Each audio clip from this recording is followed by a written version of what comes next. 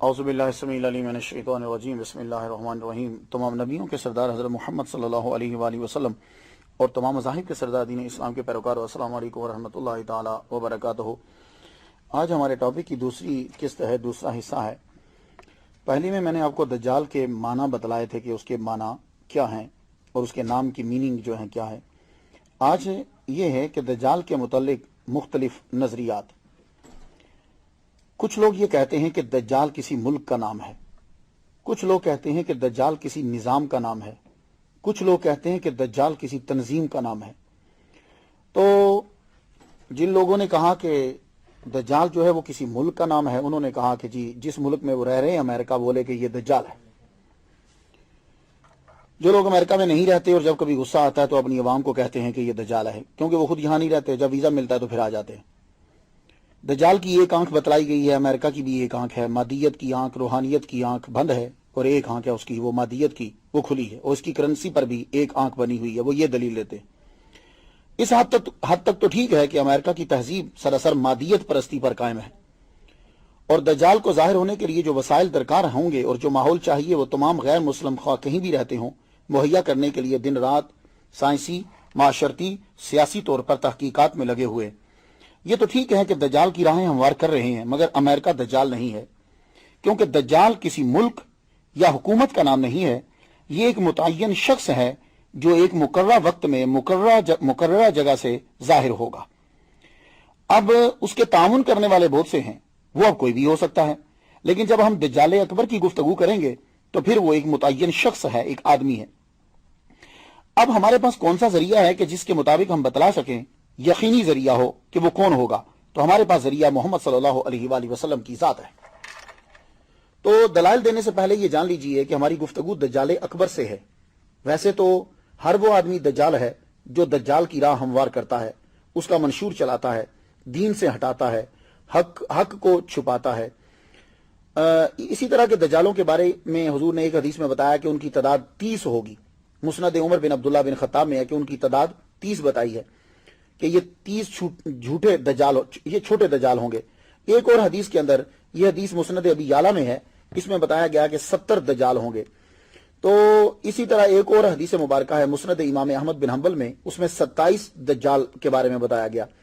تو آپ یہ مت سمجھیے گا کہ یہ 27، 30 اور 70 آپس میں تعارض ہے۔ اصل میں کچھ دجال ہیں وہ بی کیٹیگری کے ہیں، کچھ دجال ہیں وہ سی کیٹیگری کے ہیں، لیکن جس کی ہم گفتگو کرتے ہیں کہ دجال آئے گا وہ الدجال الاکبر ہے، وہ حضرت عیسیٰ علیہ السلام کے دور میں ہوگا۔ الدجال الاکبر جو ہے یہ ملک یا حکومت نہیں، ایک مخصوص حلیہ صورت رکھنے والا انسان ہے۔ آئیے اب ہم دیکھتے ہیں حدیث مبارکہ میں کہ وہ کون ہے۔ مسلم شریف کے اندر حضور صلی اللہ علیہ وسلم کا فرمان ہے، ان نواس بن سمعان سے قال ذکر رسول اللہ صلی اللہ علیہ وسلم، حضور صلی اللہ علیہ وسلم نے فرمایا کہ وہ ایک نوجوان مرد ہوگا، اس کے بال چھوٹے اور گھنگریالے ہوں گے، وہ ایک آنکھ سے کانا ہوگا۔ بخاری شریف کے اندر حضور صلی اللہ علیہ وسلم کا فرمان ہے کہ آپ نے فرمایا کہ میں نے خواب میں دیکھا کہ وہ کعبہ کا طواف کر رہے ہیں۔ حضور صلی اللہ علیہ وسلم دیکھتے ہیں خود کو کہ اسی دوران انہیں دجال دکھایا گیا۔ حضور صلی اللہ علیہ وسلم نے فرمایا، موٹا بھاری بھرکم جسم تھا، سرخ اس کی رنگت، گھنگریالے بال، چھوٹے اور ایک آنکھ سے نابینا، اور اس کی آنکھ لٹکے ہوئے انگور کے دانے جیسی ہے۔ مسند امام احمد میں حدیث ہے کہ اس کی پیشانی پر، فور ہیڈ پر لفظ کافر لکھا ہوگا، اور ہر ایمان والا چاہے پڑھا لکھا ہوگا یا ان پڑھ وہ اس لفظ کو پڑھ سکے گا۔ تو ان احادیث سے یہ خلاصہ واضح ہو گیا کہ دجال جو ہے یہ ایک نوجوان ہوگا، بھاری بھرکم اس کا جسم ہوگا، رنگت اس کی سرخ ہوگی، بال اس کے چھوٹے اور گھنگریالے ہوں گے، دونوں آنکھیں عیبدار ہوں گی، ایک آنکھ ایسی ہوگی جیسے لٹکتا ہوا انگور کا دانہ ہے، اور پیشانی پر کافر لکھا ہوگا۔ صرف مومن پڑھ سکے گا، بھلے سے پڑھنا جانتا ہو، وہ پڑھا لکھا ہو یا جاہل، وہ پڑھ لے گا، دوسرے لوگ پڑھے لکھے بھی ہوں گے تو وہ اس کو پڑھ نہیں پائیں گے۔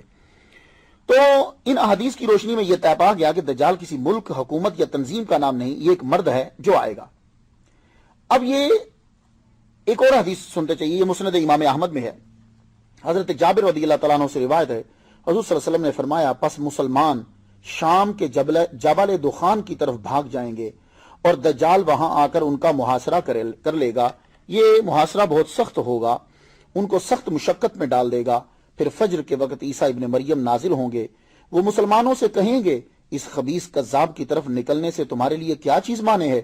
مسلمان کہیں گے یہ شخص جن ہے، لہذا اس کا مقابلہ بڑا مشکل ہے، یعنی اس کے اندر صلاحیتیں کچھ ایسی ہیں۔ تو یہ تو طے ہو گیا کہ دجال ایک مرد ہوگا۔ اب سوال یہ ہے کہ دجال پیدا ہو چکا ہے یا ابھی پیدا ہوگا، یہ سوال ہے۔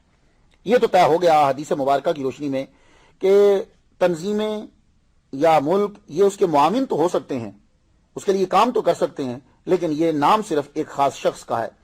اب یہ ہے کہ وہ پیدا ہو چکا ہے یا نہیں، اس کے لیے مجھے ایک طویل حدیث ہے، لیکن میں خلاصہ آپ کے سامنے جو ہے وہ پیش کروں گا۔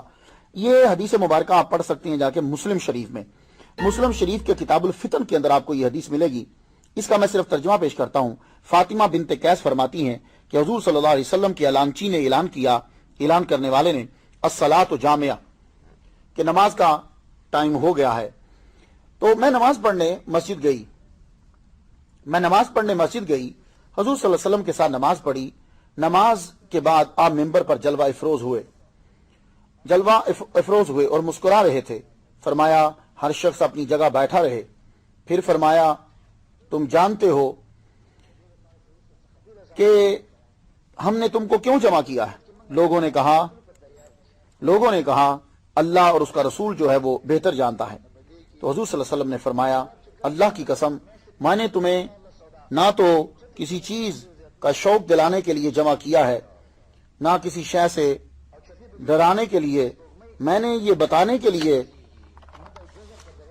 جمع کیا ہے کہ تمیم داری پہلے عیسائی تھا، وہ آیا، اس نے بیعت کی اور اسلام میں داخل ہوا۔ اس نے مجھے ایسا واقعہ سنایا جو ان باتوں سے تعلق رکھتا ہے جو میں تمہیں دجال کے بارے میں بتلایا کرتا تھا۔ اس نے مجھے بتایا کہ وہ لخم اور جزام قبیلہ کے 30 آدمیوں کے ہمراہ ایک بحری جہاز میں سمندر کے سفر پہ روانہ ہوا۔ سمندر کے اندر ایک ماہ تک ادھر ادھر بھٹکتے رہے وہ سب لوگ، آخر کار ایک جزیرہ میں پہنچ گئے۔ وہ جزیرہ میں داخل ہوئے تو ایک جانور ملا۔ بالوں کی کثرت کی وجہ سے یہ معلوم نہیں ہوتا تھا کہ اس کا فرنٹ کیا ہے اور بیک کیا ہے۔ تو ایک جانور، تو ہم نے پوچھا بھائی تم کون ہو؟ آواز آئی میں جساسہ ہوں، اس گھر کے اندر ایک آدمی ہے، اس کی طرف جاؤ اور وہ تمہاری خبریں سننے کا بڑا مشتاق ہے۔ ہم ڈرتے ہوئے تیزی سے اس مکان کی طرف بڑھے۔ اندر دیکھا کہ ایک بھاری بھرکم آدمی، ہاتھ گردن سے بندھے ہوئے اور گھٹنے اور ٹخنوں میں لوہے کی زنجیریں ہیں، یعنی اس کے گھٹنے بھی باندھے ہوئے ہیں اور ٹخنے بھی باندھے ہوئے ہیں۔ ہم نے پوچھا تیرا ناس ہو، تم کون ہو؟ وہ بولا میرا تم کو جلد پتا چل جائے گا، تم بتاؤ تم کون ہو؟ تو ہم نے یہاں آنے تک تمیمداری کہتے ہیں کہ ساری سٹوری اسے سنا دی اور بتایا کہ ہم عرب سے آئے ہیں اور رستہ بھٹک گئے ہیں۔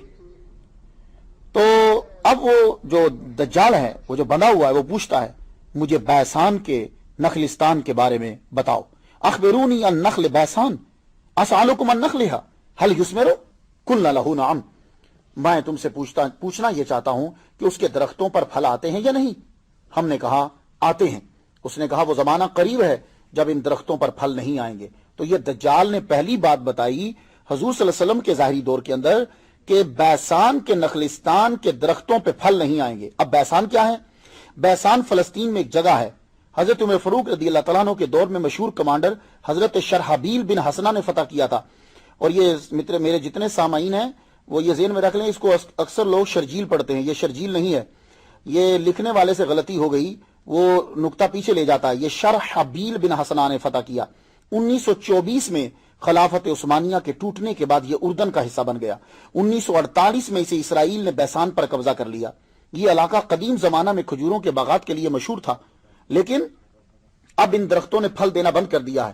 626 ہجری میں ہی تقریباً ختم ہو گئے تھے پھل۔ دجال کی ایک بات پوری ہو گئی کہ وہ زمانہ قریب ہے جب ان درختوں پر پھل نہیں آئیں گے۔ دوسرا سوال دجال نے یہ کیا مجھے تبریہ کی جھیل کے بارے میں بتاؤ۔ میرے پوچھنے کا مقصد یہ ہے کہ کیا اس میں پانی ہے؟ قالوا ہی کثیرۃ الماء، وہ بولا کہ اس کا پانی بہت جلد ختم ہو جائے گا، پانی تو بہت زیادہ ہے، لیکن دجال کہنے لگا اس کا پانی ختم ہو جائے گا۔ یہ دوسری علامت تھی۔ تو بحیرہ تبریہ کہاں ہے؟ لگتا ہے اس کے ساتھ دجال کا کوئی ضرور تعلق ہے۔ تو بحیرہ تبریہ اسرائیل کے شمال مشرق اردن کی سرحد پر واقع ہے۔ اس کی لمبائی 23 کلومیٹر، چوڑائی 13 کلومیٹر، گہرائی 157 فٹ ہے۔ اس وقت اسرائیل کے قبضہ میں ہے یہ بھی، اور دلچسپ بات یہ ہے کہ اسرائیل کی حکومت اتنے پیسے لگا کر خلیج عقبہ سے پانی پائپوں کے ذریعے سے اس کے اندر ڈالتی ہے اور اس کے باوجود بھی اس کا پانی مسلسل جو ہے وہ کم ہوتا جا رہا ہے. تو دجال کی دوسری علامت بھی پوری ہو چکی ہے. تیسرا سوال اس نے یہ کیا کہ مجھے زغر کے چشمے کے بارے میں بتاؤ. یہ چشمہ کیا ہے؟ کیا بتایا؟ گفتگو جاری ہے، اجازت دیجیے. وآخر دعوانا الحمدللہ رب العالمین.